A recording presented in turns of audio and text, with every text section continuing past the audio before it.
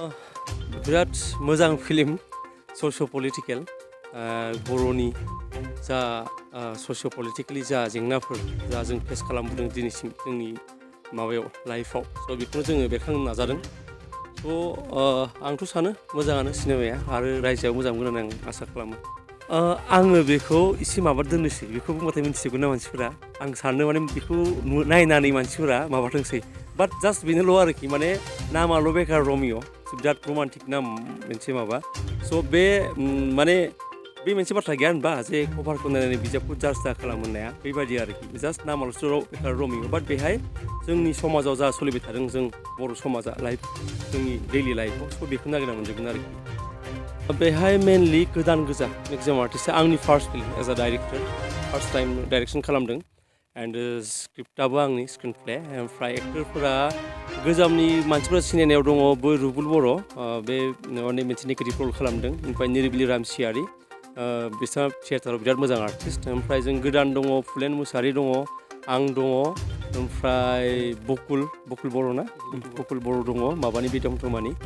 ओमफ्राय किसान होननाय सासे दङ जोंनि तामुलपुरनिनो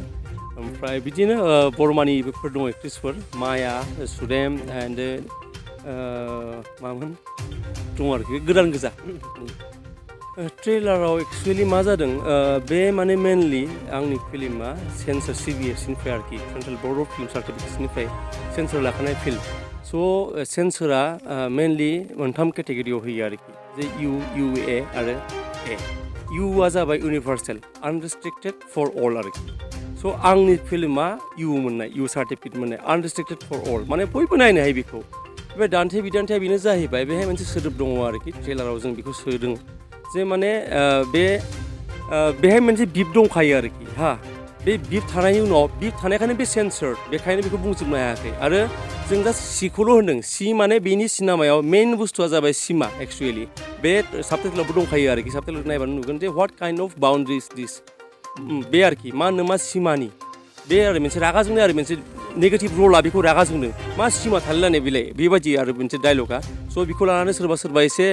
गोरोन्थि सानदोंनो थ' बिदि जेबो बेहाय भालगार लेंगुवेज जेबो गैया वार्ड जेबो जों इउज खालामाखै बे माने जास्ट बिपबो दंखायो बेहाय जों बेखायनो मानसिफोरा खोनानायाव MA आरो FAनि गेजेराव खोनानायाव एसे गोनो गोथो जागोन होननानै जों बेखायनो बिपखौ होखादों बे ओमफ्राय आरो मोनसे सोदोब दंबावो बेखौ जोंनि स्पेसियेलि तामुलपुर बा बाक्सा एरियायाव इउज खालामो स' बेबो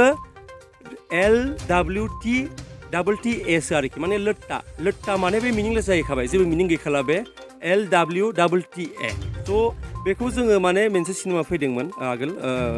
सिंहा मोननाय माराठीयाव मोनसे माबा सोदोब दङ आरो सासे माबा दङ आरोखि केरेक्टार बिराद माबानि गिदिर केरेक्टार राजा ना मामोन आं एसे बावबाय आरोखि जे जिसमें है दम सिर्फ बाजिराव सिंहाम होननानै बुङो आरोखि अजय देबगाना बे सिनेमायाव स' जिसमें है दम फक्त बाजिराव सिंहाम होननाया बे फक्तखौ लानाबो हाला जादोंमोन मानसिफोरा माने बेखौ माने आलदा बुजायदोंमोन FUCK सानदोंमोन मानसिफोरा बाट FUCK नङा बे फक्त माने FUCT बायदि जायो आरोखि फक्त माने माराठीयाव मा जायो अनलि जिसमें है दम अनलि बाजिराव सिंहाम में दम बिदि आरोखि स' बे वार्डनि गेलेनाय आरोखि वार्ड गेलेनानै बिदिनो सेन्सरा बिदिनो पास जायो आरोखि स' सोरबा खोनानायाव एसे आलदा खोनानो नागिरो खिन्थु मोजाङै खोनाबाथाय रियेल माबाखौ मोनो आरो फिल्मावबो दंखायो माबाया ट्रेलारनि उनावबो दंखायो ओमफ्राय पस्टारफोराव दंखायो स्टिल आं खेबसे बुंनो 7399409826 बे आंनि नाम्बार स' जायफोरा गावसोरनि जायगायाव देखायनो लुबैदों सिनेमाखौ नायनो लुबैदों बिथांमोनखौ बे नाम्बारावनो कन्टेक्ट खालामनो थाखाय खावलायनाय जायो